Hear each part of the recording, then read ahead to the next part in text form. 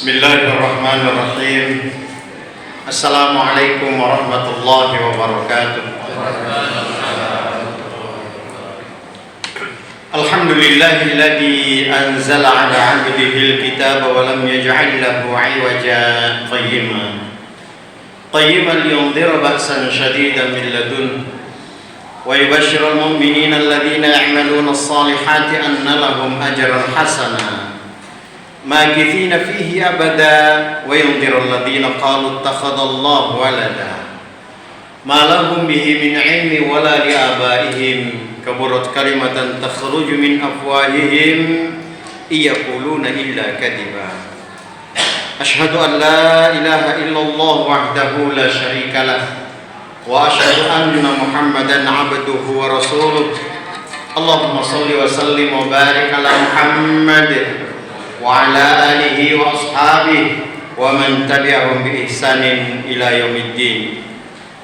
Masyarul muslimin, bapak-bapak, ibu-ibu, adik-adik, jamaah salat Isya, salat tarawih. Ya, semoga kita semua senantiasa dirahmati, dicintai, dikasihi dan diridhai oleh Allah Subhanahu wa taala. Alhamdulillah. Kembali kita mengucap syukur kepada Allah Subhanahu wa taala atas segala nikmat yang telah dilimpah curahkan pada kita semua, sehingga alhamdulillah di malam hari ini, malam yang ke berapa ini? Malam ke 17. Ada yang malam ke 17, ada yang malam ke 18. Ya, sesuai dengan keyakinan masing-masing. Dan tentu kita bersyukur bahwa sampai saat ini panjenengan kita semuanya dimudahkan oleh Allah Subhanahu wa taala untuk tetap hadir di masjid yang mulia ini, bersama-sama berlomba-lomba berfastabiqul khairat, mengisi bulan suci Ramadan dengan aktivitas ibadah, amal saleh dan ketaatan kepada Allah Subhanahu wa taala. Salah satu di antara aktivitas ibadah yang paling penting, paling besar keutamaan dan pahalanya di sisi Allah adalah membaca Al-Quran di bulan Ramadan. Dan sebagian di antara ulama menamai Ramadan itu sebagai Syahrul Quran, bulan Al-Quran. Kenapa? Karena Al-Quran diturunkan di bulan Ramadan.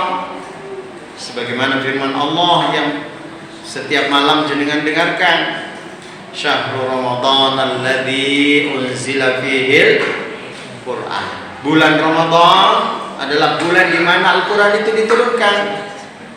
Hudal linnas wa bayyinatin minal huda wal furqan, sebagai petunjuk bagi manusia dan sebagai pembeda antara al-haq dan batil.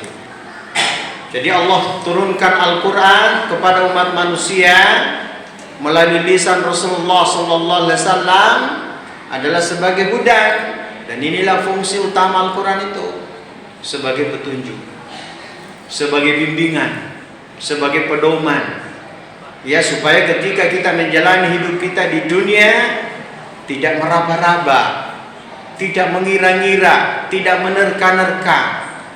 Gimana sih caranya menjalani hidup di dunia? Apa yang harus kita lakukan? Tidak perlu, karena Allah, karena cintanya, kasih sayangnya kepada kita, hamba-hambanya, diturunkan petunjuk. Iki loh caranya.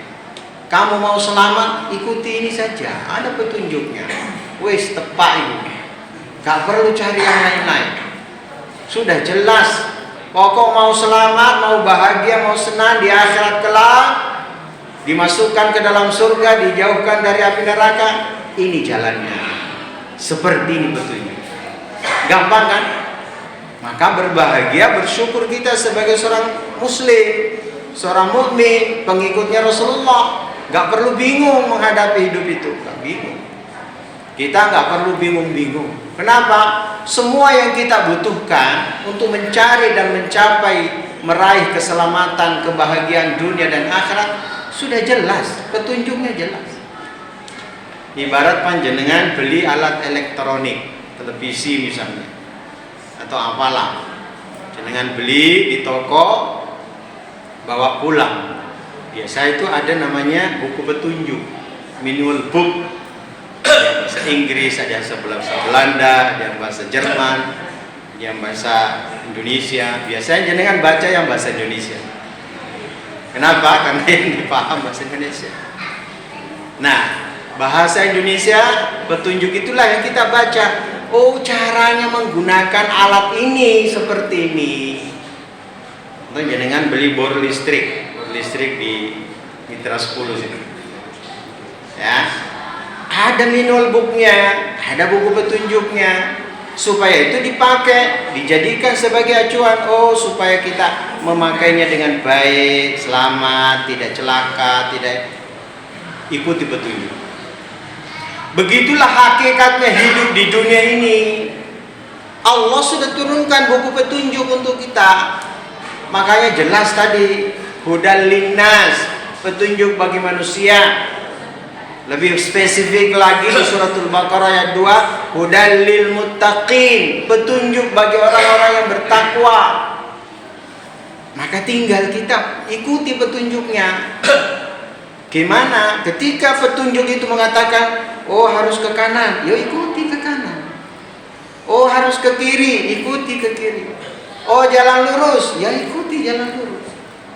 Cuma persoalannya kita sebagai seorang muslim kadang-kadang kurang peduli dengan Al-Quran itu.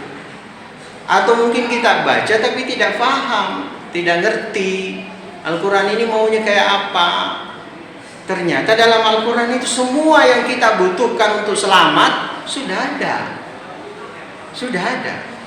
Gak ada ketinggalan. Tidaklah Rasulullah meninggal kecuali semua perintah Allah, semua syariat Allah, semua petunjuk sudah disampaikan, sudah diajarkan. Gak ada yang ketinggalan, gak ada yang disembunyikan oleh Rasulullah Sallallahu Alaihi Wasallam. Insyaallah. Oleh karena itu kita harus sadar kalau pengen selamat, pengen bahagia, dan insya Allah nanti bisa bertemu dengan Rasulullah di surganya Allah, ya sudah ikuti petunjuk beliau. Nggak susah-susah hidup kita. Cuma kadang-kadang kita sendiri yang bikin susah. Al-Quran menyuruh kita ke kanan, kita senangnya ke kiri.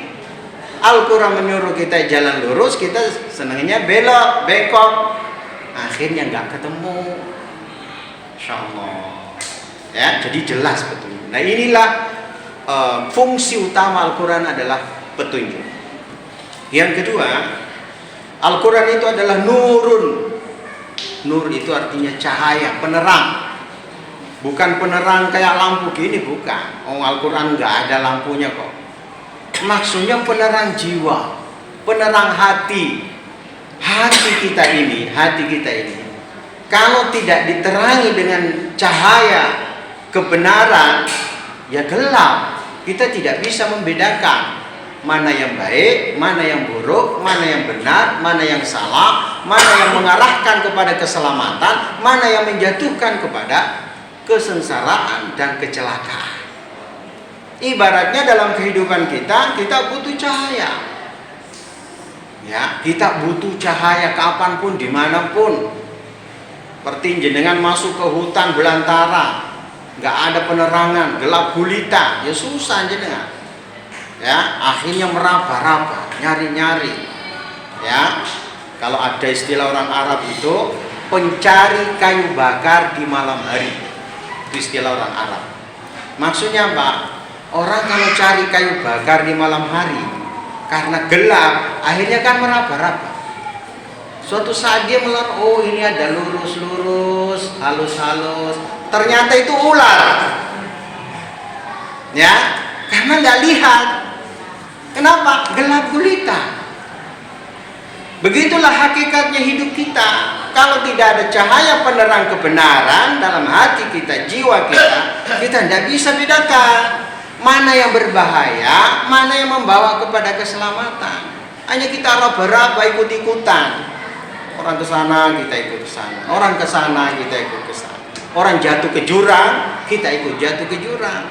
Karena nggak lihat apa-apa. Ya, itulah hakikat dari petunjuk yang Allah turunkan berupa. Oleh karena itulah kita sebagai seorang muslim, ayo kita selalu dekat dengan Al-Quran. Allah berfirman dalam surat Shad, kalau tidak salah, nanti cari 29. Ya, Allah Subhanahu wa taala berfirman, afala kullu nafsin dha'iqatul maut. Setiap yang bernyawa pasti akan menemui atau mendapatkan kematian.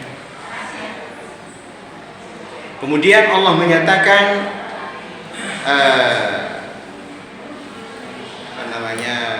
saya lupa lanjutan ayatnya, yang jelas seperti ini. Allah Subhanahu wa taala menekankan bahwa kita diperintahkan oleh Allah untuk mentadabburi Al-Qur'an. Ya, Allah memerintahkan kita untuk mentadabburi, membaca, mengkaji, meneliti, mendalami, memahami Al-Qur'an. Ya.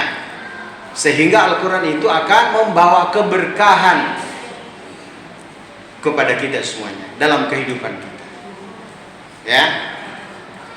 Wa anna hadza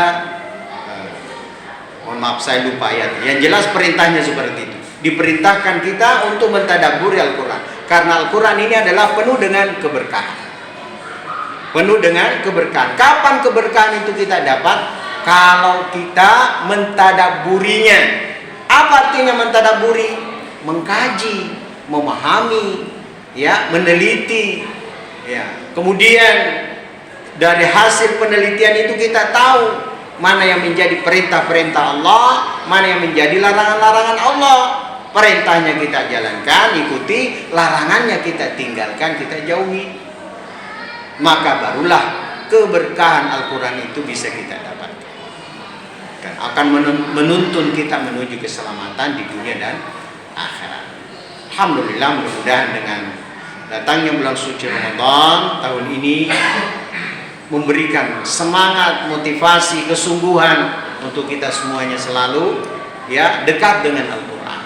Jadikan dia sebagai petunjuk pedoman dalam kehidupan, jadikan dia cahaya yang menerangi hati kita sehingga jelas mana jalan yang benar, mana jalan yang batil yang harus kita jauhi. Semoga bermanfaat. Mohon maaf kalau ada yang kurang berkenan. Subhanakallahumma wa bihamdika asyhadu an la ilaha illa anta astaghfiruka wa atubu ilaik. Wassalamualaikum